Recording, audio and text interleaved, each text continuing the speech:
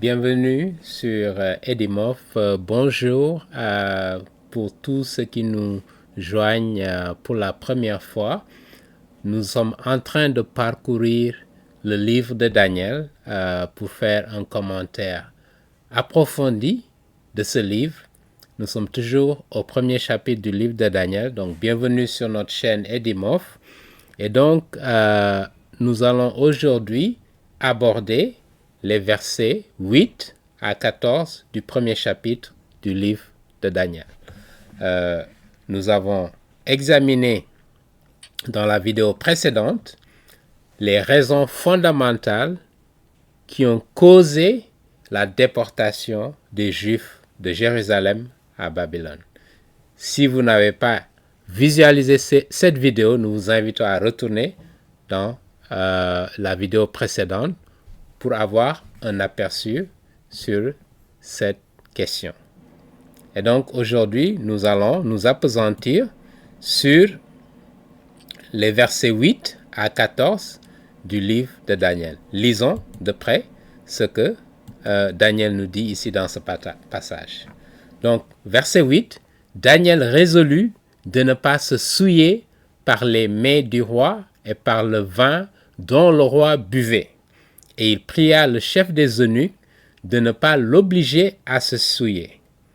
Dieu fit trouver à Daniel faveur et grâce devant le chef des eunuques. Le chef des eunuques dit à Daniel, « Je crains mon Seigneur le roi, qui a fixé ce que vous devez manger et boire. Car pourquoi verrait-il votre visage plus abattu que celui des jeunes gens de votre âge?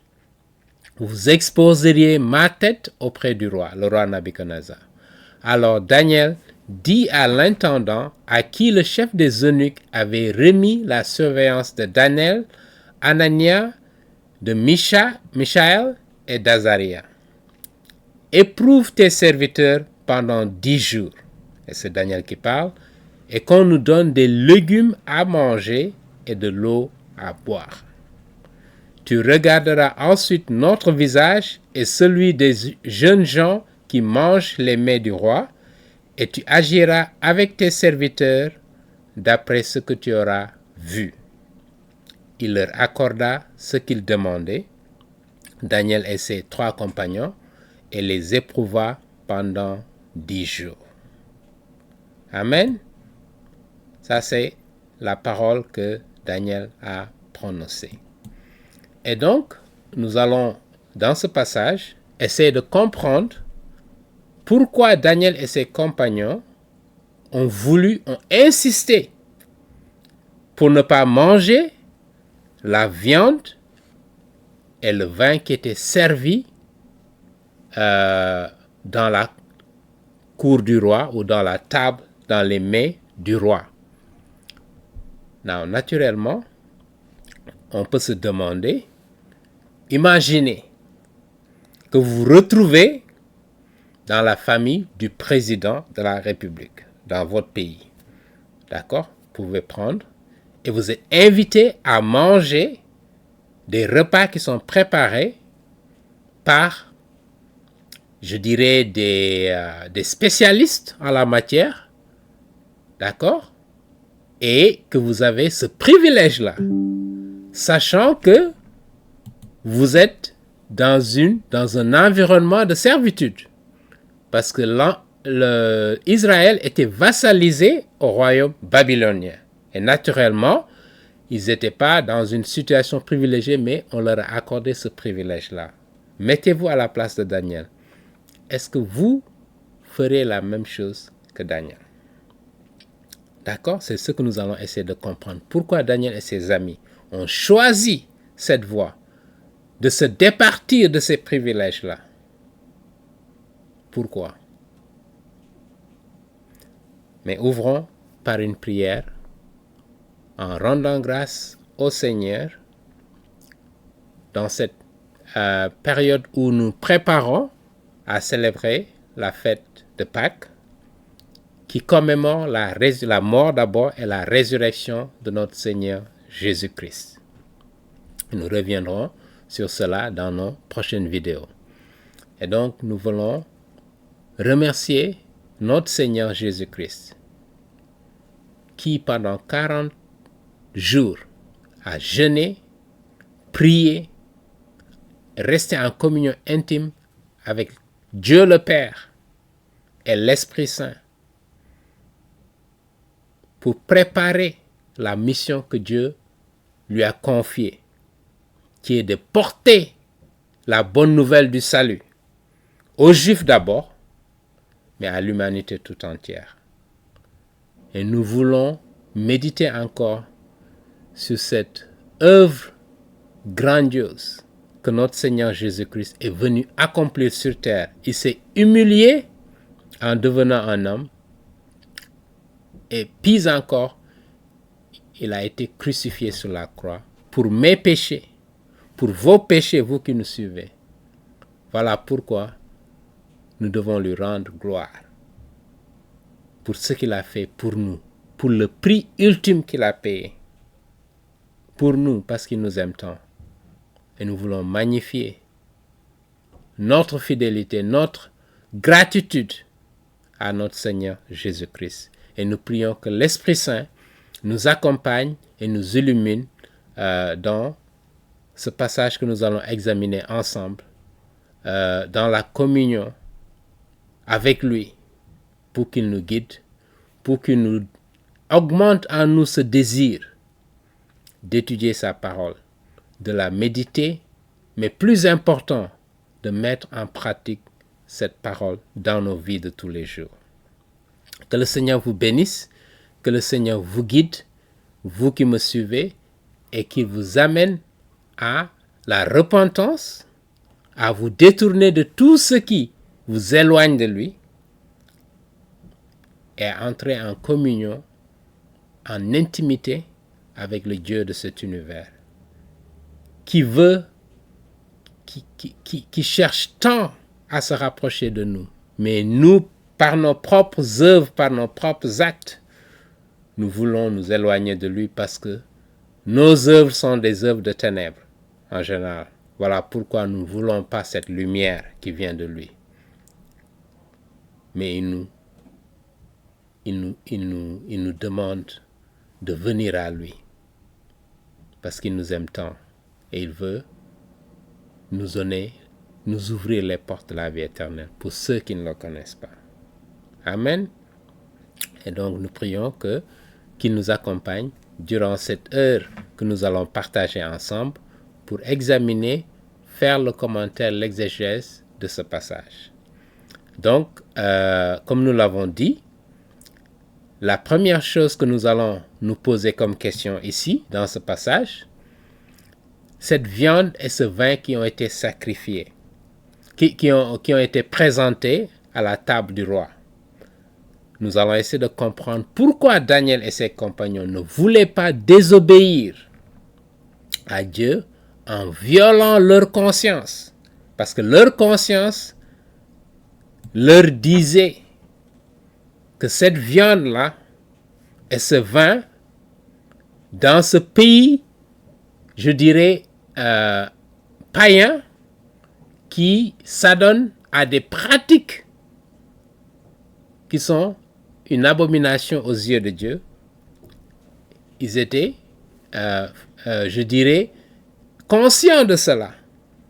Et ils savaient que manger du repas, de la viande et du vin offert par le roi allait violer leur propre conscience. Donc ça, c'est la première observation que nous pouvons faire. Et cela nous ramène à nos vies de tous les jours. Lorsque vous faites face à une situation où vous vous rendez compte que vous pouvez prendre le risque de violer votre propre conscience, quelque chose qui heurte votre conscience, allez-vous, je dirais, respecter votre conscience et ne pas vous adonner à cette chose? Ou allez-vous, pour vous faire plaisir, ou bien pour faire plaisir à quelqu'un, heurter votre conscience, violer votre conscience? Il n'y a rien de plus grave que de faire ce genre de choses. Et quelle que soit la situation à laquelle vous êtes confronté. D'accord? Quelqu'un, votre boss, veut vous faire des choses qui sont, je dirais, immorales du moins. D'accord?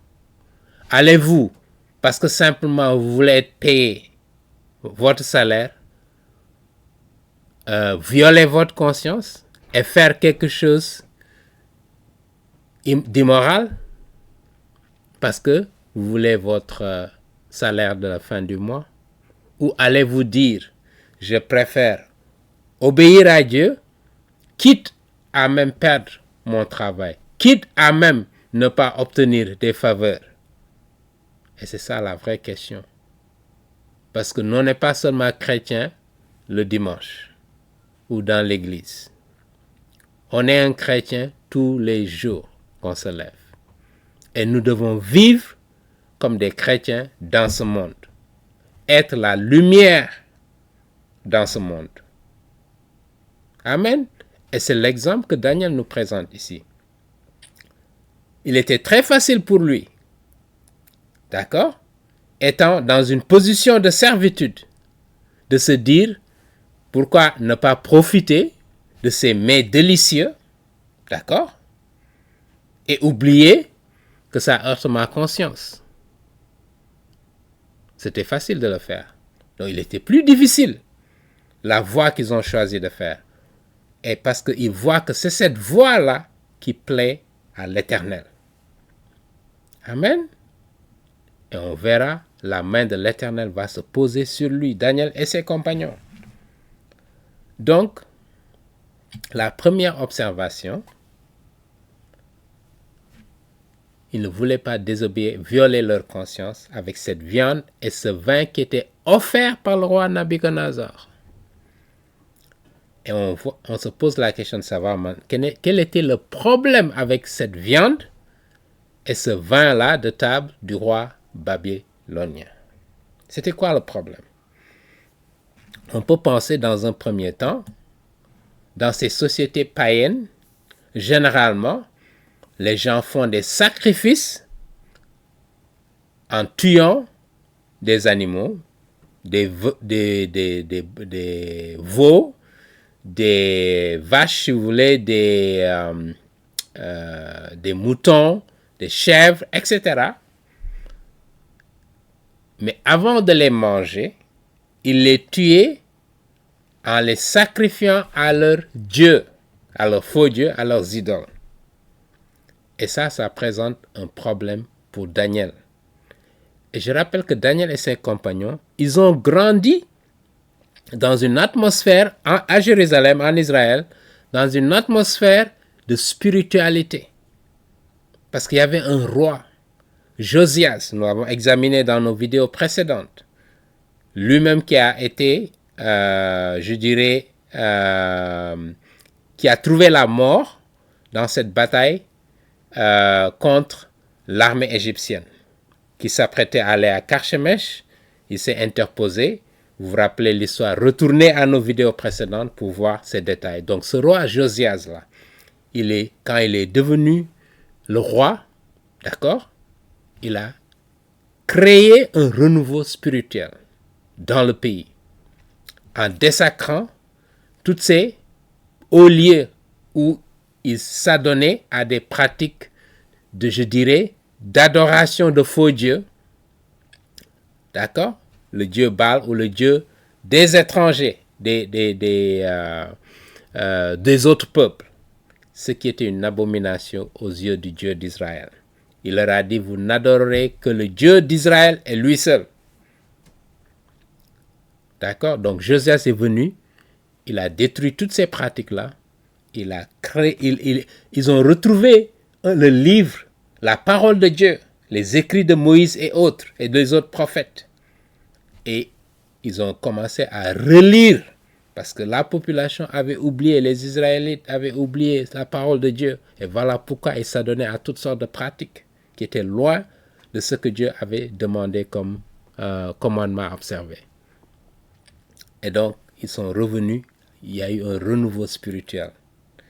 Daniel et ses compagnons ont grandi dans cet environnement. Et voilà pourquoi ils avaient cette crainte de Dieu. Ils connaissaient la parole de Dieu. Et nous allons y revenir.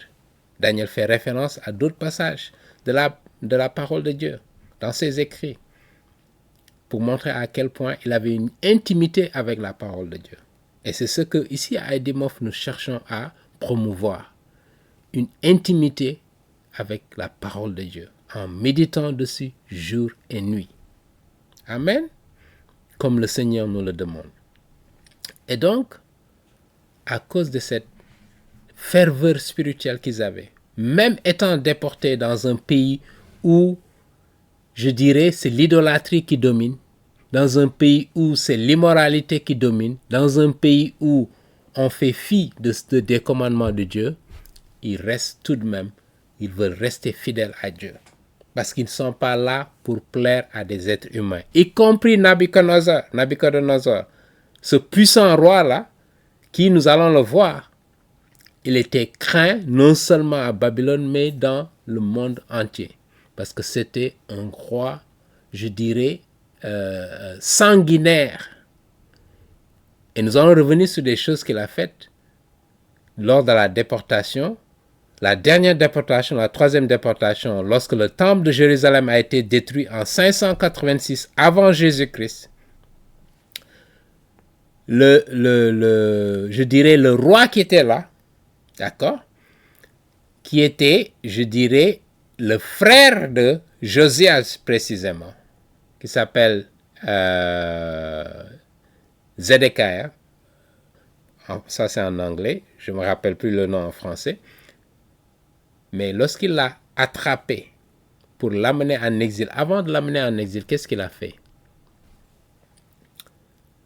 Il l'a mis devant ses deux enfants.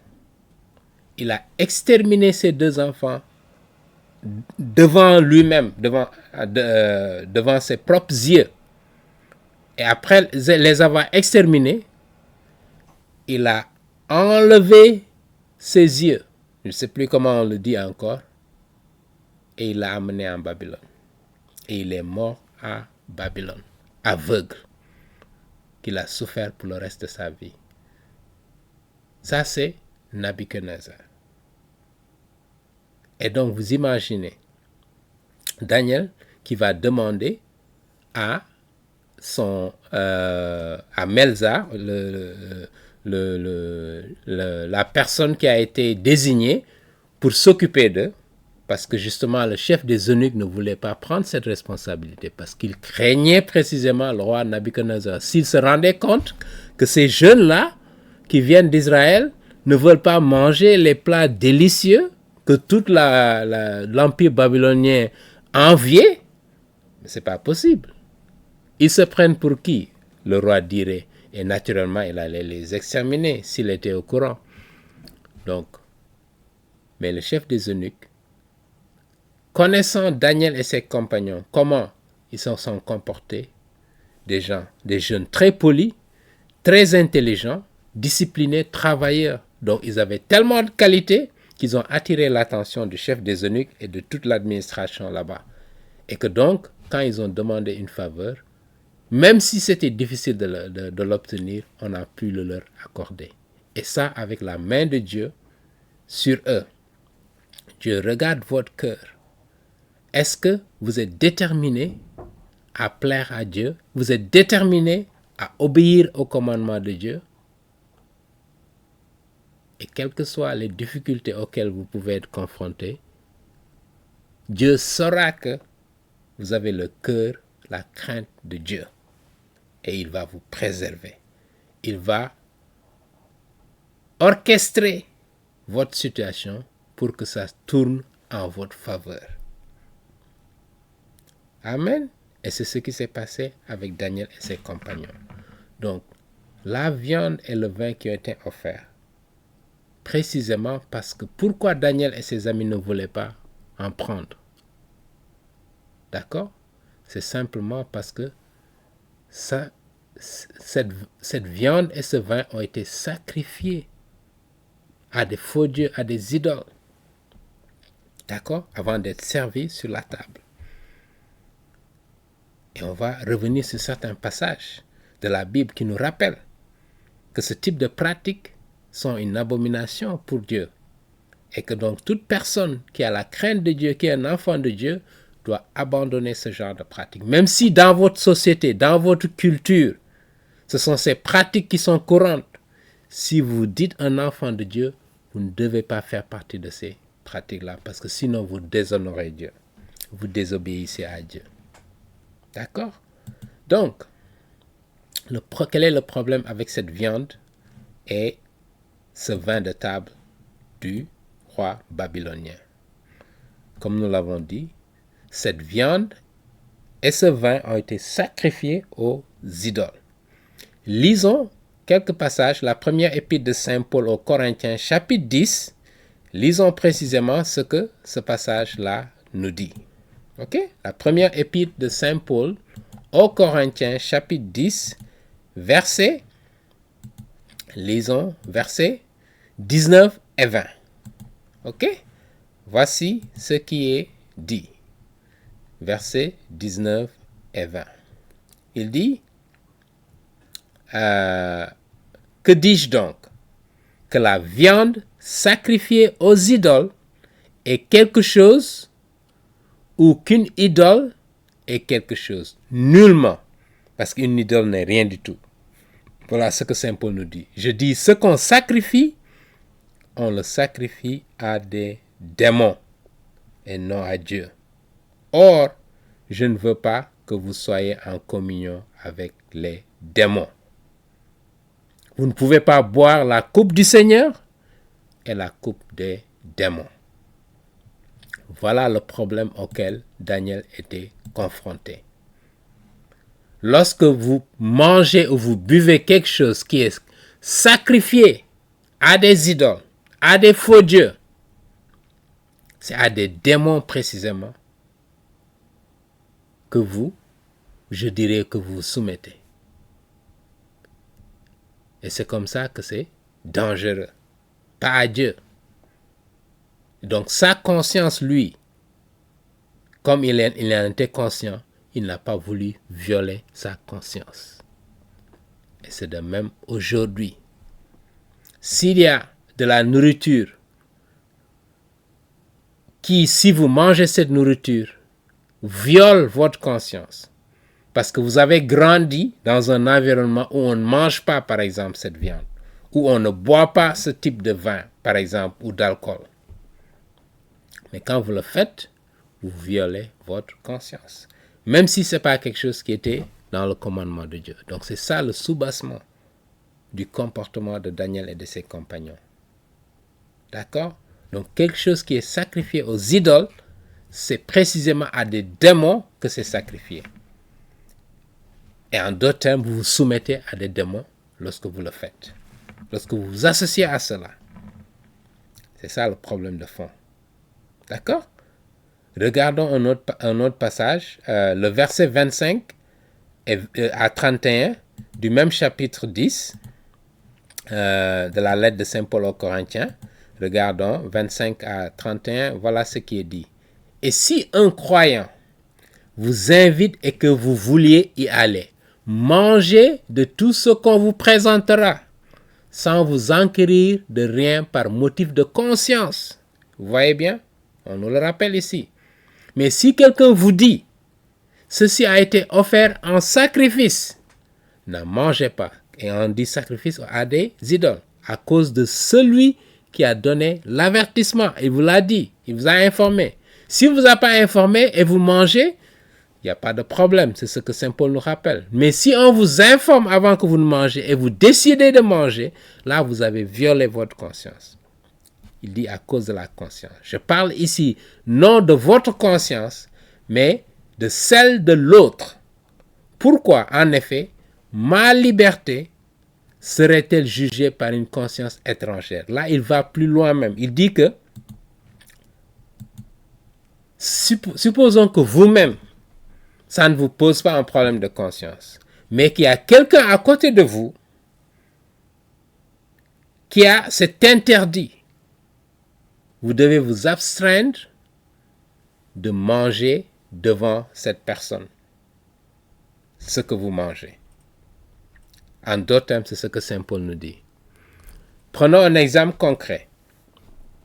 Les musulmans, on leur interdit de manger du porc, également de boire du vin. Naturellement, les juifs aussi, nous allons voir, il y a un certain nombre d'interdits d'animaux, de viande d'animaux qu'ils ne peuvent pas manger, par exemple. D'accord? Et tout ça, c'est prescrit dans la parole de Dieu. Nous allons y revenir. Le livre de Lévitique donne un certain nombre d'instructions sur ça. D'accord? Donc, vous êtes avec un musulman qui ne mange pas de porc. Si, parce que ce musulman, il a grandi dans cet environnement, manger du porc, ça heurte sa conscience. Et par respect pour cette personne, vous choisissez de ne pas manger du porc devant eux. Voilà ce que Saint Paul dit. Et a fortiori, si vous avez un croyant qui a ce problème de conscience par rapport à faire certaines choses. Je sais, par exemple, je connais un pasteur, par exemple, ici aux États-Unis, qui a grandi avec l'idée que aller au cinéma, c'est être exposé, je dirais, au monde, au péché, parce que tu vois toutes sortes de comportements. Ou bien aller à la plage et voir des gens nus ou bien en bikini, etc. C'est heurter leur conscience. D'accord? Lorsque vous êtes avec une personne comme ça, en tant que croyant, vous devez respecter le problème de conscience que ça leur pose pour ne pas agir dans votre liberté. Je rappelle qu'en tant que chrétien, nous sommes autorisés à manger du porc, à boire du vin, mais je reviendrai sur ce deuxième aspect-là pour clarifier ce que la parole de Dieu dit. D'accord? Parce que j'ai l'impression qu'il y a pas mal de confusion parmi les chrétiens. Donc, qu'est-ce que je disais donc? Je dois respecter l'autre qui a un problème de conscience par rapport à moi, ce que je fais, l'acte que je pose. Même si dans ma liberté de chrétien, j'ai la possibilité de manger, Saint Paul nous dit donc, si on ne vous informe pas que c'est un type de viande, par exemple, que vous ne mangez pas en général et c'est préparé, bénissez le repas et mangez-en. Mais si on vous informe à l'avance que c'est tel type de viande et vous ne mangez pas ça, vous avez grandi dans cette atmosphère où vous avez décidé de ne pas manger, vous ne devez pas violer votre conscience. J'espère que c'est clair. C'est important de préciser ça parce que quand je parle à certains, je me rends compte qu'il y a pas mal de confusion par rapport à ces questions-là. Donc, deuxième épître première lettre de Saint Paul aux Corinthiens, chapitre 10, verset 25 à 31. Lisons verset 30. Si je mange avec action de grâce, pourquoi serais-je blâmé au sujet d'une chose dont je rends grâce? Soit donc que vous mangez, soit que vous buviez, soit que vous fassiez quelque autre chose, faites tout pour la gloire de Dieu. Voilà ce qui est important. Faites tout pour la gloire de Dieu. Si ça n'honore pas Dieu, vous ne devez pas le faire. Si ça viole votre conscience, vous ne devez pas le faire. Si ça viole la conscience de quelqu'un d'autre, vous ne devez pas le faire. Même si vous avez la liberté de le faire. Amen. Vous êtes un chrétien, je donne un exemple encore, à côté d'un musulman qui ne boit pas. Vous devez vous abstenir de boire de l'alcool devant cette personne si ça dérange cette personne.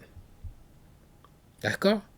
Parce que vous ne voulez pas être un instrument, je dirais, de tentation ou de comment dirais-je, de tentation, voilà, pour cette personne, de violer sa conscience. D'accord? Très important.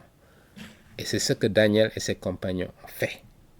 Ils n'ont pas voulu violer leur conscience. D'accord? On continue. La première épître de Saint Paul aux Corinthiens, toujours, chapitre 8 maintenant. Nous allons regarder les versets 4 à 13. Regardons de près. Première épître aux Corinthiens, chapitre 8, versets 4 à 13. D'accord? Verset 4. Pour ce qui est donc de manger des viandes sacrifiées aux idoles. On revient toujours à ça. La raison pour laquelle Daniel et ses compagnons n'ont pas voulu manger de ces mets délicieux. Parce que ça heurtait leur conscience et ça violait les commandements de Dieu. Nous savons qu'il n'y a point d'idole dans le monde. D'accord? Tous ceux qui s'adonnent à ces idoles-là, qu'ils sachent que les idoles, c'est, je dirais, ce ne sont pas des choses qui existent. Parce qu'il n'y a que Dieu qui existe. Tous les autres, c'est des faux dieux. D'accord? C'est des démons qui sont derrière ces faux dieux-là, justement, et qui vous entraînent, qui vous éloignent de l'Éternel, le Dieu d'Israël. D'accord?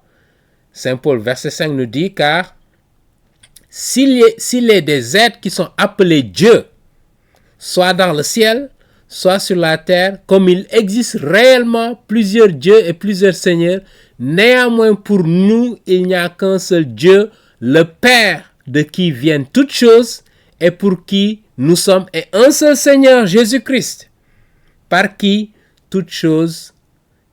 sont toutes choses et par qui nous sommes. D'accord? Il n'y a qu'un seul Dieu, le Dieu d'Israël. En trois personnes, Dieu le Père, Dieu le Fils et Dieu l'Esprit Saint. Il n'y a que lui qui existe. Un seul être, mais avec trois personnes, encore une fois, je le réitère, c'est important de le rappeler. D'accord? Pour, je dirais, dissiper toute confusion sur cette question. D'accord? Il y a un seul Dieu, un seul être, divin Dieu. D'accord? Mais en trois personnes. D'accord? C'est ce que la Bible nous enseigne. Et on veut rester fidèle à la parole de Dieu. Verset 7 nous dit, mais cette connaissance n'est pas chez tous. Donc tous ne croient pas à cela. Il n'y a qu'un seul Dieu. Il y a beaucoup qui pensent qu'il y a beaucoup de dieux. Les hindous, par exemple, ils pensent qu'il y a beaucoup de dieux. D'accord? Mais cette connaissance n'est pas chez tous. Quelques-uns, d'après la manière dont ils envisagent encore l'idole, mangent de ces viandes comme étant sacrifiées aux idoles et leur conscience qui est faible en est souillée. Ce n'est pas un aliment qui nous rapproche de Dieu, je le rappelle, d'accord?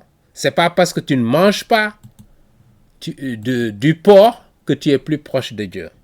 Ce n'est pas parce que tu ne bois pas de vin que tu es plus proche de Dieu. D'accord? C'est ce qui est dans ton cœur. D'accord? Ta communion avec Dieu. Comment tu vis ta vie dans la crainte de Dieu, dans l'obéissance à sa parole, à ses commandements, et dans, je dis, l'effort de ne pas violer votre propre conscience. C'est ce que Dieu regarde. D'accord? C'est ce que Saint Paul nous rappelle ici. D'accord? Ce n'est pas un aliment qui nous rapproche de Dieu. Si nous en mangeons, nous n'avons rien de plus. Si nous n'en mangeons pas, nous n'avons rien de moins. Et je voulais rappeler à nos amis musulmans. D'accord? Ne pensez pas, justement parce que vous avez un mauvais message qui ne vient pas du Dieu d'Israël, et voilà pourquoi vous êtes fourvoyés. On vous fait croire que si vous mangez de la viande ou du vin, vous allez soit aller, je ne sais pas, à l'enfer, ou en tout cas, vous désobéissez à Dieu et c'est grave. D'accord? Saint Paul nous rappelle ici, ce n'est pas parce que tu ne manges pas de cette viande-là interdite que tu es plus proche de Dieu. Ou c'est pas parce que tu en manges que tu es aussi proche de Dieu. D'accord? C'est pas ça qui est important. D'accord? C'est ce qu'il nous rappelle ici. Prenez garde toutefois que votre liberté ne devienne une pierre d'achoppement pour les faibles. D'accord? En tant que chrétiens, nous devons faire attention à cela, c'est extrêmement important. Si vous savez que quelqu'un a une faiblesse par rapport à une chose, ne tentez pas cette personne. Ne faites pas ces choses devant cette personne qui vont l'amener à, je dirais, à violer sa conscience. Prenons un exemple, quelqu'un qui ne boit pas d'alcool. On voit par exemple dans beaucoup de pays d'Afrique centrale, par exemple, où il y a une grande majorité de chrétiens, beaucoup ou certains qui boivent de l'alcool, par exemple, lorsqu'ils sont devenus chrétiens, qui buvaient de l'alcool avant qu'ils ne soient chrétiens, et qui ont arrêté de le faire. D'accord? Si vous êtes un chrétien et vous buvez de l'alcool, je reviendrai sur cet aspect-là. Parce qu'il y a beaucoup de confusion encore une fois. Certains nous font croire qu'il est absolument interdit de boire de l'alcool. Ce n'est pas ce que la parole de Dieu dit. Je vais être très clair. D'accord? Néanmoins, si quelqu'un a pris la décision de ne pas boire de l'alcool parce qu'à cause de son passé, à cause du fait qu'il a une faiblesse par rapport à l'alcool, vous ne devez pas tenter cette personne parce que sa conscience est faible lorsqu'il s'agit de l'alcool. Vous-même, si vous buvez, vous devez vous abstenir devant cette personne de le faire et prendre votre responsabilité en main. C'est cela, c'est ce que l'Évangile enseigne. Pareil, si quelqu'un ne mange pas du porc, si ça heurte la conscience de quelqu'un, vous ne devez pas, même si vous mangez du porc, le faire devant cette personne. D'accord? Voilà ce que l'Évangile enseigne. Notre liberté en tant que chrétien doit être contrainte par la liberté des autres, par le fait qu'ils ne supportent pas certaines choses et nous devons respecter cela. D'accord? Je continue rapidement pour revenir sur le vin. D'accord? Dans la lettre de Saint Paul aux Éphésiens, regardons ça maintenant de près, la lettre de Saint Paul aux Éphésiens. Au chapitre 5, verset 18, lisons de près ce que ce passage nous dit. Verset 18 nous dit, « Ne vous enivrez pas de vin. » Je répète, ne vous enivrez pas de vin. C'est très précis. Il ne dit pas, ne buvez pas de vin. Vous comprenez? Il dit, c'est de la débauche. Parce que Dieu déteste tout ce qui est excès. Même manger, je le rappelle. Si vous mangez en excès, vous commettez un péché. Si vous buvez en excès, vous vous enivrez donc, vous commettez un péché. C'est strictement interdit. D'accord? Mais je vois certains chrétiens qui nous font croire que c'est un péché mortel que de boire de l'alcool. Ce n'est pas vrai. Les Juifs, d'accord? Jésus-Christ, lorsqu'il a vécu sur terre, il buvait de l'alcool. D'accord? Je le dis ici. Certains chrétiens peuvent être heurtés, mais je veux rester fidèle à la parole de Dieu. D'accord? Je ne veux pas qu'on nous fasse croire qu'on change la parole de Dieu à cause de certaines traditions humaines. Des gens qui font croire que c'est un jus que les gens buvaient. Aujourd'hui, il y a des gens qui utilisent, beaucoup d'ailleurs d'églises, utilisent du jus par exemple lorsqu'ils commémorent la Sainte Seine. Et ils ont la liberté de le faire. D'accord? Comme c'est un symbole pour symboliser le sang du Christ qui a été versé pour nous, pour nos péchés. Et nous devons nous commémorer cet événement central que nous allons célébrer d'ailleurs dans une semaine, la Pâque. D'accord? Ils sont libres de le faire. S'il y en a qui choisissent aussi d'utiliser du vin pour commémorer ce n'est pas un problème. Parce que ce n'est pas interdit par la parole de Dieu. Je voudrais le rappeler. Parce que j'entends beaucoup de gens faire des déclarations qui ne correspondent pas à ce que la parole de Dieu nous enseigne. Naturellement, nous devons prendre nos responsabilités et nous assurer qu'il n'y a pas d'excès. Que les gens ne profitent pas de ces choses-là pour s'empiffrer, pour s'enivrer ou pour faire des choses, je dirais, irresponsables. D'accord? Voilà pourquoi certains ont pris ces mesures disciplinaires dans leurs églises de ne pas permettre cela. Et je comprends. D'accord? Mais cela ne veut pas dire qu'il faut enseigner ce que la parole de Dieu n'a pas enseigné. Et je rappellerai que Daniel lui-même, il buvait du vin. Je le rappelle. Regardons, je vais vous donner un passage précisément où on parle de, si nous allons au chapitre 10 du livre de Daniel, nous aurons l'occasion de revenir sur ce chapitre. Donc si nous regardons le chapitre 10 du livre de Daniel, les premiers versets, je pense que c'est le verset 3, lisons de près ce que ce passage nous dit. Ça, c'est Daniel lui-même. Celui qui s'est abstint de manger la viande et le vin de la table du roi. C'est pas qu'il ne buvait pas de vin. C'est pas qu'il ne mangeait pas de viande. Mais c'est parce que ces viandes et ce vin-là ont été sacrifiés à des idoles. Et Saint Paul nous rappelle dans la première épître aux Corinthiens, ces idoles-là, il y a des démons qui sont derrière ces idoles. Donc quand vous mangez consciemment ces choses-là, vous sacrifiez à des démons et non à Dieu. Amen. Voilà pourquoi ils ont refusé de manger. Mais lisons dans le livre de Daniel, au chapitre 10, voilà ce que la parole de Dieu nous dit. D'accord? Je vais sauter les 2 premiers versets. En ce temps-là, moi, Daniel, je fus 3 semaines dans le deuil. Bon, ici, la traduction n'est pas correcte. Ce n'est pas dans le deuil, c'est qu'il était dans le recueillement, dans la prière. D'accord? Parce qu'il voulait comprendre justement ce que Dieu a annoncé au chapitre 9, justement, les prophéties qui lui ont été données. Il dit, je ne mangeais aucun mets délicat, aucun mets, des délicatesses, je veux dire. Et il n'entra ni viande, notez bien, ni vin dans ma bouche. Et je ne moignis point jusqu'à ce que les 3 semaines fussent passées. Donc, quand il dit qu'il ne mangea ni viande, ni vin, ça veut dire qu'il buvait du vin. Clairement indiqué ici.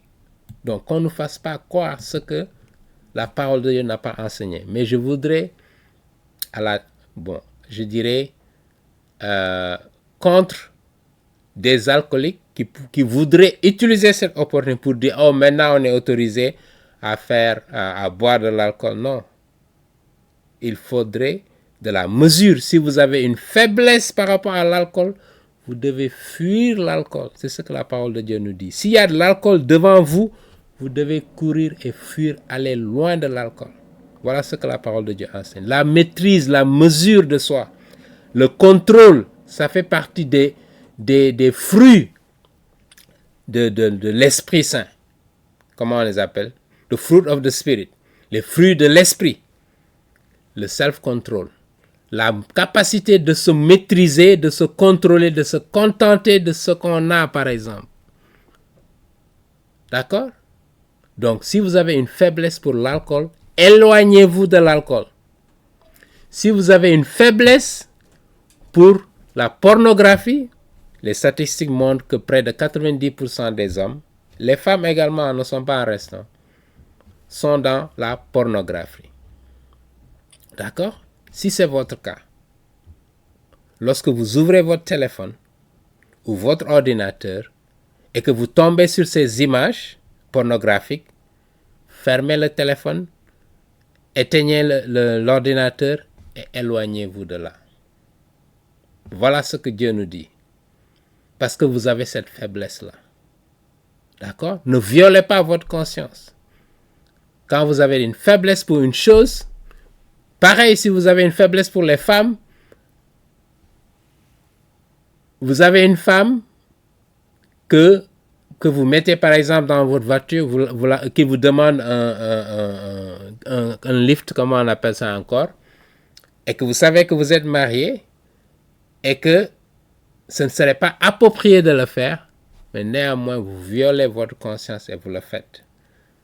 Toutes les conséquences qui adviendront de là seront votre responsabilité. Parce que vous avez choisi, vous savez que ce n'est pas quelque chose à faire. Vous devez avoir des garde-fous si vous êtes marié. D'accord? Vous avez une femme, vous devez la respecter. La femme de même doit vous respecter. Et vous devez savoir comment vous comporter. Si vous avez une faiblesse pour quelque chose, que ce soit l'alcool, que ce soit les femmes, la pornographie, etc., le sexe, tous ces vices-là, si vous avez cette faiblesse, et nous avons tous nos faiblesses, d'accord? Je ne le dis pas seulement à vous, moi également. Je dois m'efforcer de m'éloigner de cela, parce que c'est là où Satan vous tente. D'accord? C'est pourquoi c'est important. Si vous n'avez pas de faiblesse par rapport à l'alcool, il n'y a aucun mal en tant que chrétien de boire de façon modérée de l'alcool. Je dis façon modérée parce que vous n'avez pas cette faiblesse. Mais si vous avez cette faiblesse, éloignez-vous de l'alcool. Parce que ça vous induit dans le péché, ça vous éloigne de Dieu, ça brise votre communion avec lui. D'accord? Voilà ce que je voulais préciser. C'est important de s'assurer que nous restons fidèles à ce que la parole de Dieu enseigne, que nous ne distordions pas la parole de Dieu à cause de nos traditions humaines ou à cause de comment on a grandi et on veut imposer ça à tout le monde. Il faut faire attention à cela. Je m'adresse aux chrétiens ici. Et donc, pour continuer, donc, la lettre aux Éphésiens, ne vous enivrez pas. Voilà ce que la lettre aux Éphésiens nous dit. Chapitre 5, verset 18. C'est de la débauche. Soyez au contraire remplis de l'Esprit Saint. Pas remplis de vin ou d'alcool. De l'Esprit Saint. D'accord? Ayez le sens de la mesure dans tout ce que vous faites. D'accord? Nous sommes appelés à cela. Pour plaire à Dieu. Pour vivre une vie de sainteté. Amen. Ce ne sont pas juste des paroles en l'air. C'est une vie.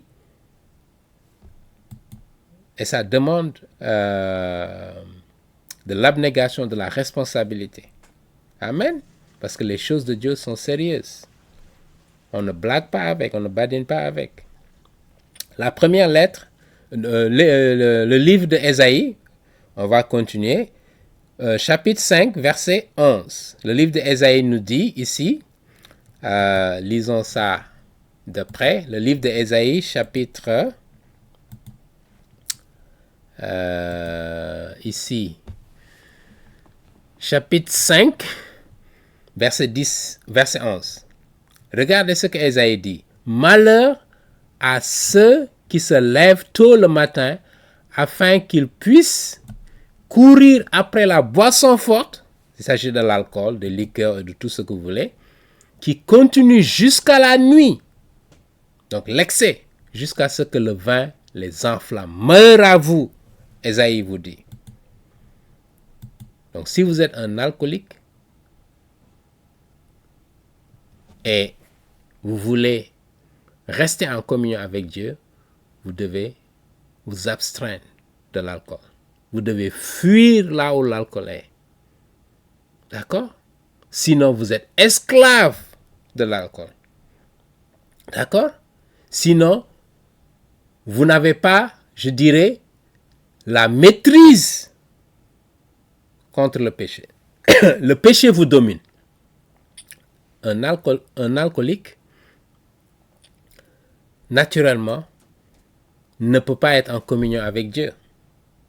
Un pédophile, quelqu'un qui est empêtré dans la pornographie, je dirais qui a cette habitude d'être dans la pornographie, ne peut pas être en communion avec Dieu. D'accord? Parce que il sait ce péché, cette passion ou ce désir est tellement fort qu'il est au-dessus même de Dieu, de la crainte de Dieu. Et donc, tant que vous ne départissez pas de ce, je dirais, de ce péché-là, vous demandez à Dieu de briser ce vice-là, d'accord, pour qu'il vous sorte de cela. Parce que lorsque vous avez l'Esprit Saint en vous, d'accord, autre chose ne peut pas compétir avec l'Esprit Saint en vous. Votre corps est sacré, la Bible nous dit. Votre corps est le temple de l'Esprit Saint, la première épître de Saint Paul aux Corinthiens, chapitre 6. Donc vous devez entretenir votre corps. D'accord? Je parle de l'alcool, de s'adonner à je dirais, des activités extramaritales pour défier votre corps. Tous ceux qui sont dans ce type d'activité sont interpellés. D'accord? Et donc, vous devez briser le poids du péché. Vous ne devez pas être esclave du péché lorsque vous êtes un enfant de Dieu. Vous ne pouvez pas être esclave du péché. Vous pouvez tomber, nous tombons tous. Parce que nous sommes des êtres humains, nous avons encore le poids de la chair. Même si l'esprit est en nous qui domine, mais il y a encore la chair qui est là, jusqu'à ce qu'on meure, jusqu'à ce que Jésus-Christ vienne nous prendre, nous enlever, nous serons encore sous le poids du péché, même en tant que chrétiens. Je veux le rappeler. Pour ceux qui pensent qu'ils sont, je dirais, dépourvus et ils ne peuvent pas tomber. Non. Même les chrétiens les plus jeunes peuvent tomber. Voilà pourquoi, lorsque vous êtes face à la tentation, vous devez fuir. Parce que nul n'est fort par définition en tant que chrétien. Nous tous, nous battons contre ces tentations, jour après jour. C'est une bataille spirituelle journalière, au jour le jour. Lorsque vous vous levez, parce que Satan, c'est ça son travail. C'est de vous détourner, c'est de vous briser en tant que chrétien pour que vous ne puissiez pas avoir une communion avec Dieu, pour que vous ne puissiez pas avoir un impact dans le monde. Parce qu'il craint les chrétiens, justement, qui vivent selon la volonté de Dieu, qui obéissent au commandement de Dieu. Satan n'aime pas ce genre de personnes. Voilà pourquoi il vous tente, il nous tente. Vous devez résister à cette tentation. Amen. On continue. Donc, la lettre de Saint Paul aux Romains, une autre référence, rapidement. Et nous allons passer à autre chose. La lettre de Saint Paul aux Romains, chapitre 14, parce que j'ai voulu élaborer sur ces aspects, c'est important. D'accord? La lettre de Saint Paul aux Romains, chapitre 14, verset 20 à 21. Chapitre 14, verset 20 à 21. Ici donc, il dit, pour un aliment, ne détruis pas l'œuvre de Dieu. À la vérité, toutes choses sont pures. Même le porc, que certains considèrent impur, les juifs aujourd'hui, qui considèrent que c'est impur parce que justement, dans la tradition juive, ils ne mangent pas de porc, ils ne mangent pas d'autres animaux. Ça, c'est les prescriptions qu'il y avait dans l'Ancien Testament. Mais Jésus-Christ, ici, nous rappelle dans le Nouveau Testament, toutes choses sont pures. Mais il est mal à l'homme, quand il mange, de devenir une pierre d'achoppement. Il est bien de ne pas manger de viande, de ne pas boire de vin et de s'abstenir de ce qui peut être pour ton frère ou ta sœur une cause de chute, de scandale ou de faiblesse. Voilà ce à quoi nous sommes appelés. Cette foi que tu as, garde-la pour toi devant Dieu. Heureux celui qui ne se condamne pas lui-même dans ce qu'il approuve. D'accord? Ne sois pas une pierre d'achoppement pour ton prochain.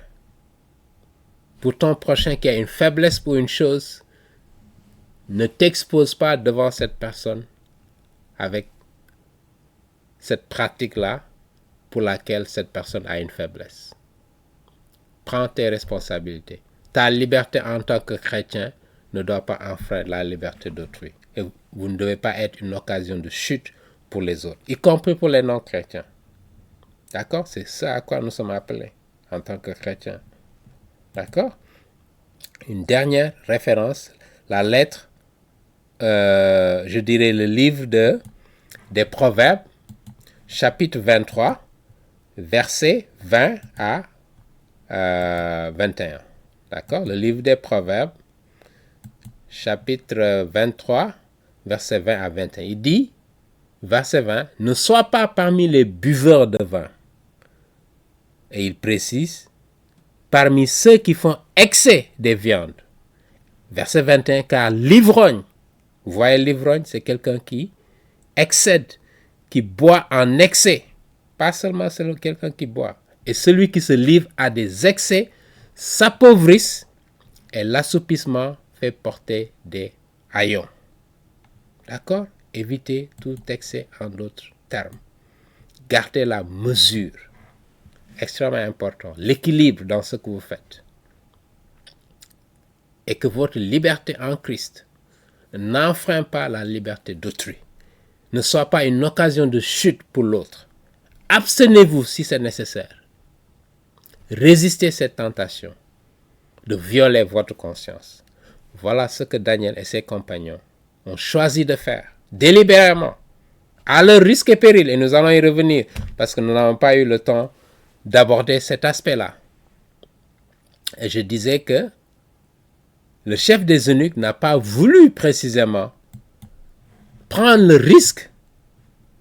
Il a dit à Daniel, si le roi se rendait compte que je vous ai fait cette faveur de ne pas manger la viande qui est servie, alors j'aurai beaucoup de problèmes.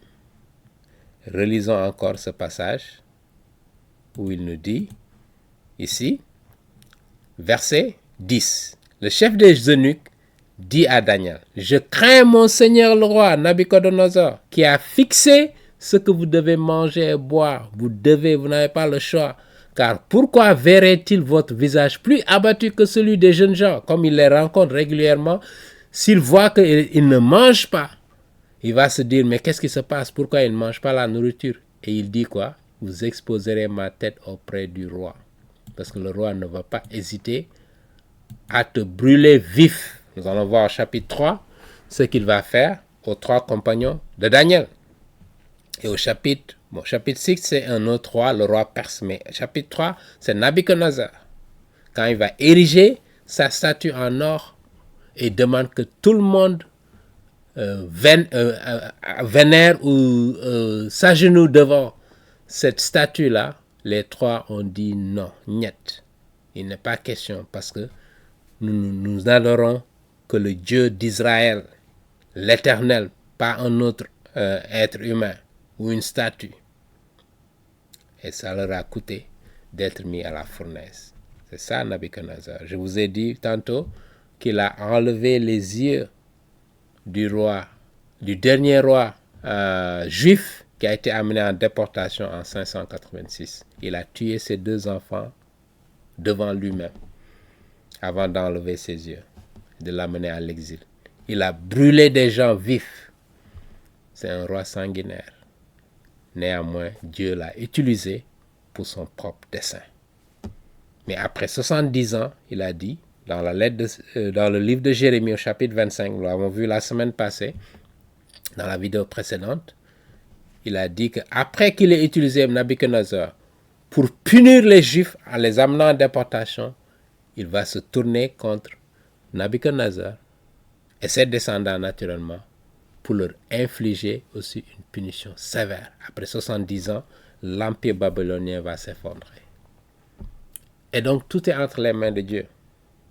Tout est entre les mains de Dieu. Aujourd'hui, nous vivons dans une situation, dans ce monde où il y a beaucoup d'incertitudes. On voit le président des États-Unis qui est en train de s'engager dans cette guerre commerciale contre la Chine en particulier et puis le monde entier. D'accord? Pensant qu'il a tous les pouvoirs. Mais c'est Dieu qui l'a placé ici pour un temps déterminé et pour un dessein particulier que nous ne connaissons pas forcément. Mais il y a une raison pour laquelle Dieu l'a placé ici. Voilà pourquoi nous prions pour lui, pour que Dieu lui donne la sagesse et l'humilité d'être au service du peuple américain, mais également du monde entier, parce qu'il a une responsabilité en tant que puissance économique mondiale. Il doit faire preuve de compassion des gens qui ont besoin de l'appui des États-Unis dans le monde, de ne pas croire, de se rendre compte que Dieu l'a placé ici, mais il arrivera un jour où Dieu va l'enlever ici de ce pouvoir. On voit qu'il cherche à s'accrocher même au-delà de son terme, mais qu'il sache que il y a un Dieu dans cet univers qui contrôle tout. Et que le moment viendra, si il ne suit pas ce que ce Dieu-là demande, il va subir une punition comme Nabuchodonosor l'a fait. D'accord? Laissons le temps au temps. Prions pour lui, pour que Dieu lui donne la clairvoyance, la sagesse de prendre des décisions qui profitent non seulement aux Américains, mais à l'humanité tout entière. Parce que nous, la terre nous appartient à nous tous. On peut avoir des différences en matière de foi, de croyance, mais Dieu nous a créés tous, des êtres humains, à son image. Voilà pourquoi la personne humaine est sacrée, nous devons la respecter. Ceux qui sont dans ce pays, qui viennent d'autres nations, doivent être respectés. D'accord? Ça, c'est le message du christianisme. D'accord? Et on voit aujourd'hui, autour du président, beaucoup qui se disent chrétiens, mais leur comportement est en porte-à-faux avec le message de l'évangile. D'accord? Mais prions pour eux, pour que Dieu puisse les éclairer. Pour que leur comportement ne soit pas une pierre d'achoppement pour les autres qui ne connaissent pas Christ. Leur façon de faire, la brutalité que l'on voit contre certaines personnes qui sont des étrangers dans ce pays, légalement dans ce pays étranger, même ceux qui sont illégaux, ce sont toujours des êtres humains. Et on doit les traiter avec dignité. Ça, c'est le message du christianisme. Je voudrais le rappeler. C'est important. Mais prions pour nos dirigeants, ici aux États-Unis, dans le monde entier, pour que Dieu leur donne la clairvoyance, la sagesse et l'intelligence de se mettre au service de leur population. Parce qu'ils vont rendre compte un jour à Dieu. Comme Nabuchodonosor, il a rendu compte à Dieu un jour. Amen. Nous servons le Dieu de cet univers qui est un Dieu de justice, qui est un Dieu d'amour, qui est un Dieu de compassion, de miséricorde. Et nous devons émuler ces qualités-là dans nos vies de tous les jours. Même si nous ne sommes pas d'accord avec les musulmans, nous n'avons rien contre les musulmans, mais nous leur prêchons la vérité pour qu'ils se repentent et se tournent vers Jésus-Christ qui est le seul sauveur. Parce qu'en dehors de Jésus-Christ, il n'y a pas de salut. Et je le rappelle, pour nos amis musulmans, nous n'avons rien contre eux, mais nous devons leur prêcher la vérité. D'accord? Amen. Nous allons nous arrêter ici, nous sommes allés au-delà du temps. Que le Seigneur vous bénisse et la prochaine fois, nous allons continuer justement sur cette viande et ce vin sacrifiés et on va revenir sur le livre de Lévitique que j'annonçais où on décrit un peu les animaux qui sont interdits dans la tradition juive à manger et pour des raisons bien précises. Et voilà pourquoi beaucoup de Juifs ont grandi dans cette tradition-là et que donc manger quelque chose qui était interdit heurte leur conscience. Dans d'autres traditions, c'est d'autres choses. D'accord? Peu importe. Ce qui est important, c'est de ne pas violer votre propre conscience. Voilà ce que Dieu nous demande. et de respecter la liberté que les autres ont. De faire certaines choses, de manger certaines choses ou de ne pas manger certaines choses, de boire certaines choses ou de ne pas boire certaines choses. Pourvu que vous le fassiez avec modération et que vous respectiez l'autre, le prochain.